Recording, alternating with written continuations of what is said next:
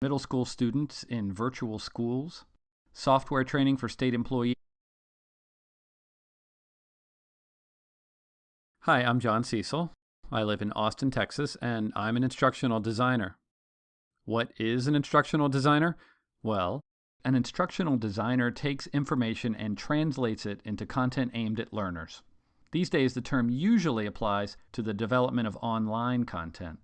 I've worked on many types of learning projects, including online professional development training, course development for middle school students in virtual schools, software training for state employees, and even technical training for the U.S. Navy.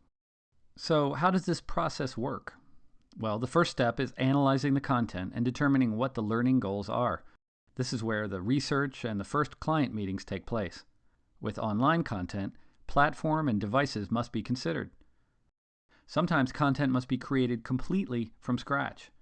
In those situations, I develop from the ground up, and I storyboard it into frames of narration, graphic elements, and interactives. Many projects that I've worked on are called rapid development, which means besides designing the learning module, I'll also create it myself with software like Storyline or Captivate. These projects can include features like software tutorials and simulations, web-based educational games, or 3D virtual reality apps, types of interactive content, scenario-based lessons, quizzes and games, and different types of assessments. For larger projects, I'll develop with a team of editors, designers, and programmers.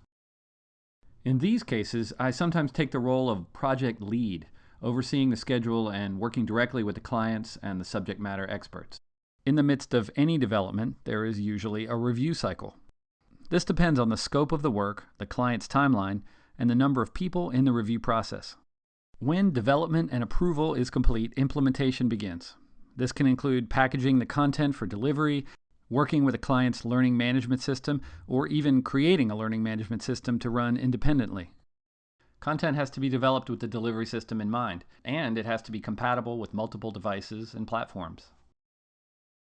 The final part of the development cycle is the evaluation phase. Find out what worked well, what worked poorly, and how can the next version be better. So, planning, writing, and developing interactive online content. That, in a nutshell, is instructional design, and that's what I do.